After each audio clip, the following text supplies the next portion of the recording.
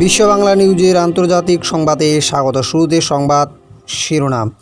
Ukraine ও Russia ইস্তাম্বুলে আলোচনা শেষ করেছে। কিয়েভ যুদ্ধবিরতি এবং নেতাদের শীর্ষ সম্মেলনের জন্য প্রস্তুত। অন্যদিকে মস্কো বিনিময়ে সংক্ষিপ্ত যুদ্ধবিরতি এবং আরও আলোচনার প্রস্তাব দিয়েছি। গাজায় ইসরায়েলের কর্মকাণ্ডের বিরুদ্ধে দক্ষিণ আফ্রিকার গণহত্যার মামলায় আন্তর্জাতিক বিচার আদালতে যোগদানের জন্য ব্রাজিল তাদের আবেদন চূড়ান্ত করেছে। এদিকে ক্যাম্পাস বিদেশ নিয়ে ট্রাম্প প্রশাসনের সাথে কলম্বিয়ার $200 মিলিয়ন সমঝোতা। গাজায় সাংবাদিকদের প্রবেশাধিকার দিতে ইসরায়েলের প্রতি আহ্বান প্রধান সংবাদ সংস্থাগুলোর। ওদিকে সীমান্ত সংঘর্ষের ঘটনায় যুদ্ধ ক্ষুধার্ত কম্বোডিয়ার নিন্দা থাইল্যান্ডের। এ ছিল সংবাদ শিরোনাম। এবার বিস্তারিত। ইস্তাম্বুলে রাশিয়া এবং ইউক্রেনের মধ্যে যুদ্ধবিরতি আলোচনা শেষ হয়েছে। টাস নিউজ এজেন্সি সূত্র অনুসারে উভয় পক্ষই কেবল সামরিক কর্মী নয়, বেসামরিক লোকদেরও বিনিময়ে সম্মত হয়েছে। রাশিয়ান প্রতিনিধি দলের প্রধান আহতদের সরিয়ে নেওয়ার এবং মৃতদেহ উদ্ধারের জন্য 24 থেকে 48 ঘন্টার যুদ্ধবিরতির ঘোষণা প্রস্তাব করলেও ইউক্রেনীয় প্রতিনিধি দলের প্রধান তাৎক্ষণিক যুদ্ধবিরতির জন্য প্রস্তুতির ইঙ্গিত দিয়েছেন এবং আগস্টের শেষ নাগাদ রাষ্ট্রপতির শীর্ষ সম্মেলন আয়োজনের প্রস্তাব করেছেন। রাশিয়ান প্রতিনিধি দলটি স্বীকার করেছে যে সমঝোতা স্মারক নিয়ে বড় পার্থক্য রয়ে গেছে। মস্কো ইউক্রেনে আটক কুরস্ক অঞ্চলের বেসামরিক লোকদের অবস্থা সম্পর্কে স্পষ্টীকরণও চাইছে এবং ইউক্রেনীয় সামরিক বন্দীদের জন্য তাদের বিনিময়ের প্রস্তাব দিয়েছে। রাশিয়া অতিরিক্তভাবে কিয়েভকে 3000-এরও বেশি ইউক্রেনীয় সৈন্যের দেহাবশেষ অফার করেছে। পুতিন জেলেনস্কি বৈঠকের প্রস্তাবের বিষয়ে প্রতিনিধি দল জোর দিয়ে বলেছে যে এটি অবশ্যই সঠিকভাবে প্রস্তুত থাকতে হবে। টাসের মতেই চতুর্থ দফার আলোচনার সিদ্ধান্ত বর্তমান চুক্তির বাস্তবায়নের পরে নেওয়া হবে।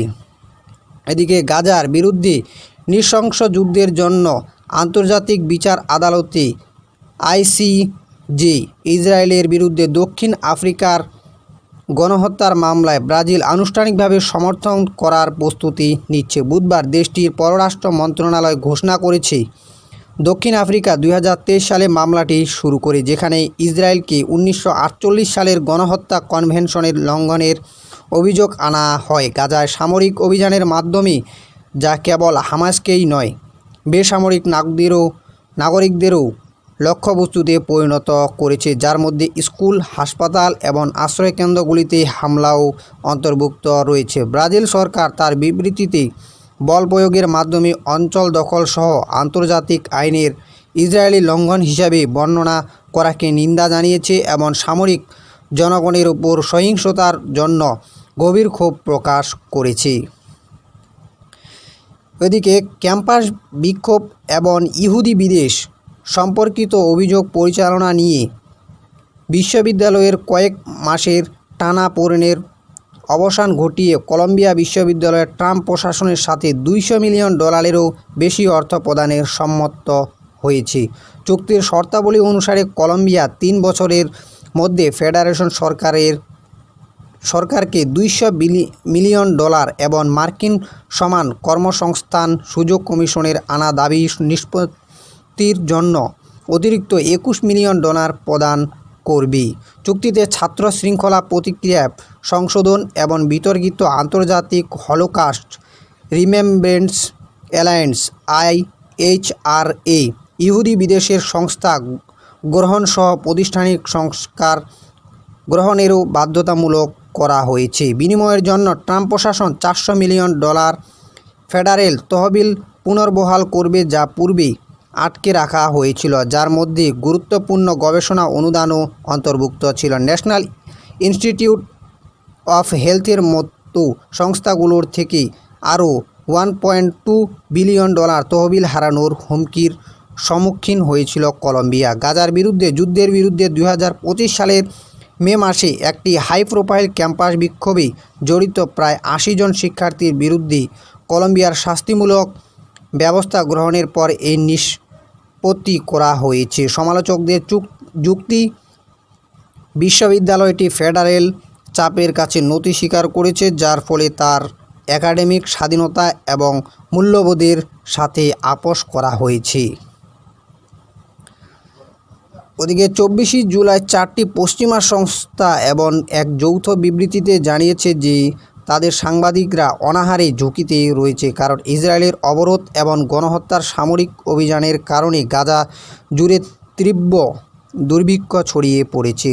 রয়টার্স, এপি, এএফপি এবং বিবিসি প্রকাশিত বিবৃতিতে বলা হয়েছে, আমরা গাজার আমাদের সাংবাদিকদের জন্য অত্যন্ত উদ্বিগ্ন, যারা নিজেদের এবং তাদের পরিবারের খাবার ক্রমশ অক্ষম হয়ে পড়েছেন।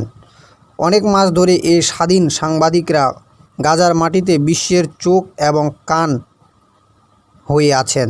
তারা এখন যে পরিস্থিতির মুখোমুখি হচ্ছেন তাদের মতোই একই ভয়াবহ পরিস্থিতির মুখোমুখি হচ্ছেন।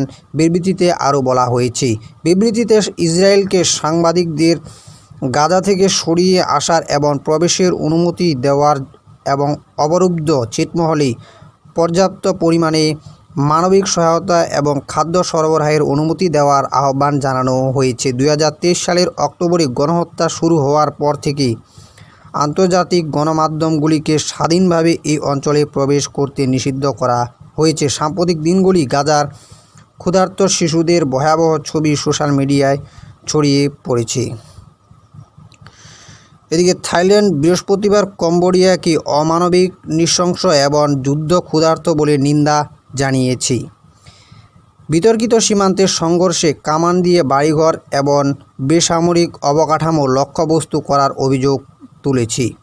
সরকারের মুখপাত্র জিরাউ হোংসুপ আন্তর্জাতিক সম্প্রদায়ের প্রতি কম্বোডিয়ার কামান হামলার নিন্দা জানানোর আহ্বান জানিয়েছেন, যার ফলে কমপক্ষে একজন নিহত এবং আরও বেশ কয়েকজন আহত হয়েছে। এই ছিল আজকের আন্তর্জাতিক সংবাদ। সঙ্গে থাকার জন্য ধন্যবাদ।